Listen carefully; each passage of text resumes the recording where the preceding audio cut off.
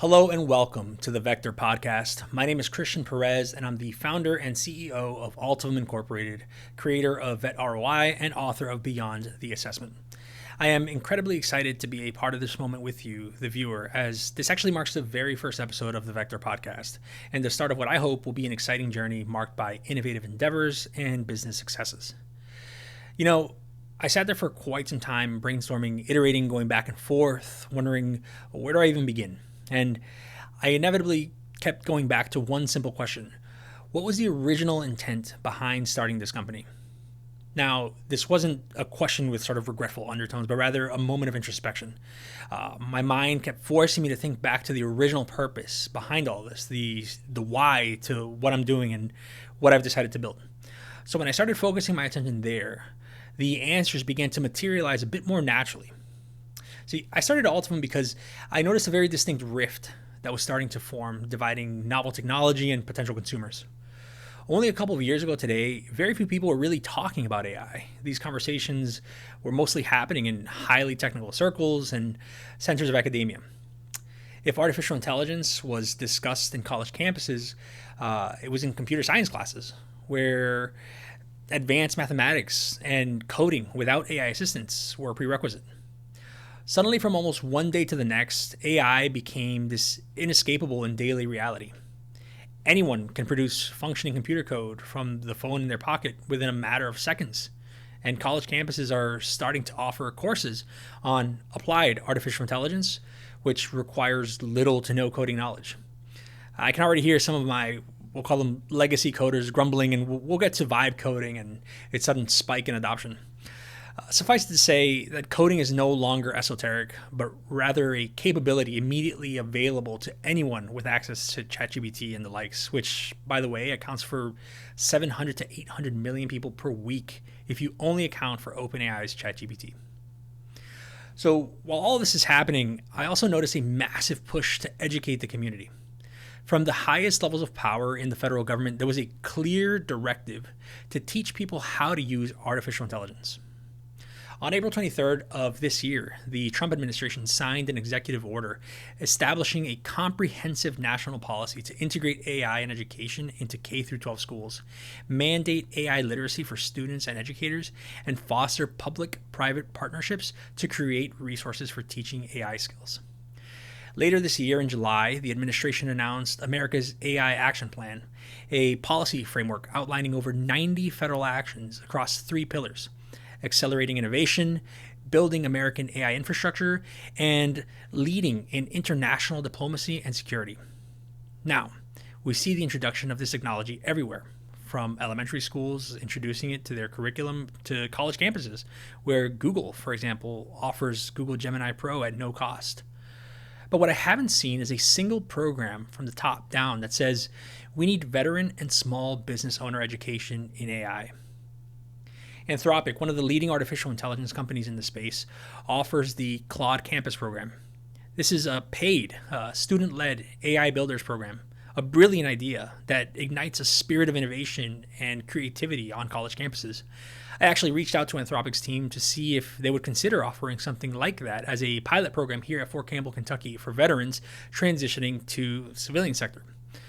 Unfortunately, this is not something they currently offer, though I hope that in the near future, companies like Anthropic, OpenAI, and Google will consider partnerships in order to bring AI education to the veteran community. So here we are. In the spirit of innovation, if it doesn't exist, build it. This is precisely what I've decided to do. I built Altivum and this show for anyone who wants to learn how to use AI. It is a must-have skill today, and if you're not using it now, by this time next year, you more than likely will be. There are, however, three specific groups of people who, in my experience, share far more in common than they might realize: AI enthusiasts, veterans, and small business owners.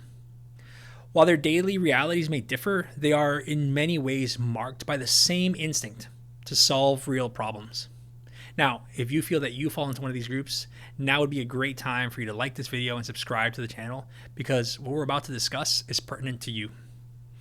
So the goal then is quite simple: concept clarity, practical application, and honest conversation that respects your time and leads to action.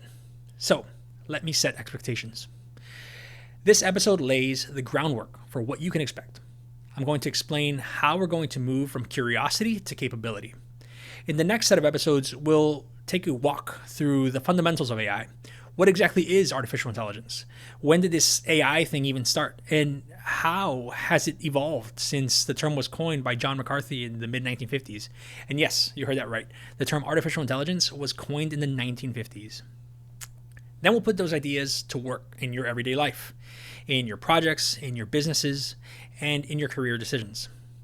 Now, I'm not here to bury you in overly technical jargon or social media buzzwords, but it is important that we build a strong baseline in order to then build systems we can actually use. First, to the AI enthusiasts, the builders, the curious people already using these tools on the daily. This show will meet you where you are. We're going to start with first principles without getting lost in the weeds. We'll talk about how computers learn, why large numbers of examples matter, what training really means. None of this is for the sake of trivia, but for context. So when you pick an AI tool, you know why it works and where it might break. We'll also decode the current repertoire of tools in natural language. So let's briefly go over a few of the ones that we'll often see on the show. Claude, DeepSeek, Mistral, ChatGPT, and Gemini, among many others, are large general-purpose assistants built by different organizations with different styles. Claude, built by Anthropic, focuses on safety, reliability, and enterprise-ready features. DeepSeek emphasizes cost-efficient, open-weight large language models with strengths in reasoning and multilingual tasks.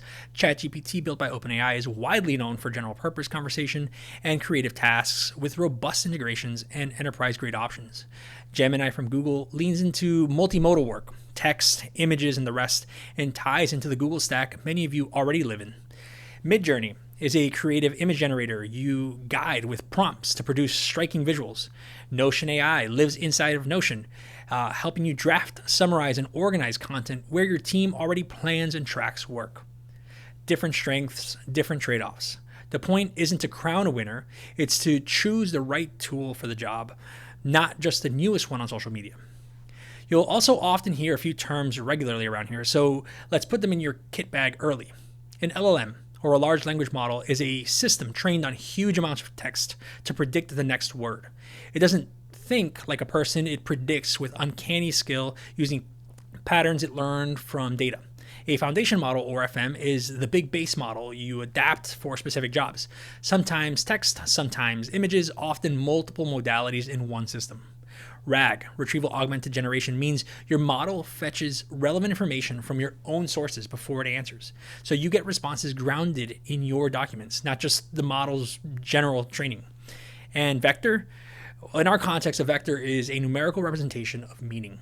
It lets computers compare how similar two pieces of information are, even if the words are different. Those representations power smarter search and better retrieval. I'll make a promise to my AI enthusiasts. We will not get needlessly technical, but we will be precise. We'll build a shared vocabulary, tokens, context windows, embeddings, latency, without putting anyone to sleep. We'll use clean analogies and live walkthroughs so the ideas stick. And then we'll pivot quickly from fundamentals to building small, valuable systems. We'll ship things you can point to, a research assistant that reads your PDFs and briefs you, a content pipeline that assembles a newsletter with citations, a simple agent that files notes and updates your CRM. Nothing magical, just disciplined, repeatable workflows. Now, to my veterans. I served as a U.S. Army Green Beret, an 18 Delta out of 1st Special Forces Group. In that world, clarity and execution matter. When I first picked up these tools, what clicked wasn't the novelty, it was the familiarity. Prompting a model felt like writing an operations order. A good prompt defines the mission and the commander's intent. It lays out tasks, constraints, and the desired end state. It sets timelines and rules of engagement. What to do, what not to do, what success looks like, and what to do if conditions change. When you treat a prompt like an op word, your results improve. You give the model context. You give it examples. You control the format of the output, and you ask for citations. In other words, you give the models the explicit conditions to succeed. If you've ever shaped a mission with a 5-paragraph order, you already understand prompt structure. So let's push that analogy just a little bit further. In the military, we task organize. We assign specific roles around the objective. In the AI world, agents are just task-organized elements. One agent handles reconnaissance, finding facts in your files or on the internet. Another agent handles fires, transforming raw inputs into structured outputs, briefs, checklists, code, or emails. Another does logistics, moving data between systems, writing to a database, updating a spreadsheet or a calendar. You set conditions and handoffs just like you synchronize maneuver and support. Agents are no different. They're disciplined workflows with clear responsibilities, good data logs, and sensible fail-safes. Career transition from the military to the civilian workforce is its own campaign. You're changing terrain, tempo, and identity. AI can translate your achievements into market language. It can map job descriptions to your real skills and highlight gaps you can close. It can help you practice for interviews with questions tailored to the role you're pursuing. It can turn scattered notes, certificates, and coursework into a clean portfolio that showcases your capability, not just a list of credentials. And critically, it can help you build projects that demonstrate value, automate a small process for a nonprofit, stand up a knowledge base for a community group, or analyze a data set relevant to the industry that you want to join. You'll learn so much more by shipping one small real thing than by completing 5 more generic tutorials. We'll also occasionally discuss the impact of AI on strategic global matters, international relations, and great power competition. Although this will not be at the forefront of the conversation, it will certainly be a part of it every now and then. For the small business owners listening, I want to be direct. Most companies don't have an AI problem. On the contrary, most companies are willing to adopt AI tools when given the option and education. Where businesses struggle is in their data. Information is trapped in inboxes, text threads, PDFs, and spreadsheets. It's inconsistent, unlabeled, and scattered across tools that don't communicate. You can't automate what you can't see. That's why we start with data acquisition and organization. Capture your information at the source, name it consistently, and store it where it can be searched and retrieved. Once you can see the work, you can begin to automate the boring parts and elevate the parts that truly require judgment. If you're a founder, this isn't theory. Imagine a basic customer support stack. You centralize emails, chat transcripts, and product docs. You index them with vectors and plug in retrieval augmented generation. Suddenly your support team has a co-pilot that drafts responses grounded in your knowledge base, cites sources, and logs the whole interaction. You add a simple approval step and a feedback button. Agents escalate edge cases automatically. Over a month, your resolution time drops. Your documentation gets better because gaps are obvious, and your team spends more time on the hard problems. That is operational excellence. Because community matters, you'll hear voices from each of these 3 groups that this show serves. AI builders who can explain complex ideas without condescension, veterans who are carving new paths in technology, operations, education, and healthcare, small business owners who are building with limited resources and still finding ways to deliver. We'll pull out habits and frameworks that you can adapt quickly. We'll share templates and checklists that help you move faster with fewer mistakes. And when we get something wrong, we'll correct it. That's part of earning trust. Let me close with a clear statement of intent. The Vector Podcast exists to empower veterans and small businesses through AI and cloud technology, with help from a growing community of enthusiasts who love to build. We will teach fundamentals without fluff. We will respect your attention. We will build systems that stand up outside the lab, and we will measure success the way operators and entrepreneurs do, by whether the work moves the mission forward. So, whether you identify first as an AI enthusiast, a veteran, a small business owner, or all 3, you're in the right place. This is the Vector Podcast by Altivum Press. We're here to give direction and momentum to your work. We're going to learn the basics clearly, apply them carefully, and ship durable systems together. That's the mission. In the meantime, please head over to altivum.ai, where you'll find out more about what we're doing. If you're a veteran or a service member getting ready to start your journey in the civilian sector, go check out nextmission.ai on Amazon Party Rock. If you're ready for a more in-depth and detailed market analysis for the career you want to pursue, go check out our recently launched VetROI. If you're a small business owner, check out Altivum Logic. This is a service that my company provides to get you started on your AI journey with Amazon Web Services. Altivum is also proud to be partnered with IBM, and if you're looking for ready-to-use AI integrations like IBM's Watson X, we're happy to help. For the folks in the Clarksville community, go check out clarksvilletn.ai, where we've launched a campaign to build Clarksville on the cloud and future-proof its businesses. Last, but certainly not least, for my avid learners, go check out the Altivum Book Club, where you'll find a list of curated books that will undoubtedly satisfy your intellectual curiosity. Altivum is here to serve its customers and the community, so please click the like button, subscribe to the channel, and comment below to let us know what you want to see here on the Vector Podcast and what you want to see from Altivum Incorporated. Thank you all for your incredible support. Now, let's get to work.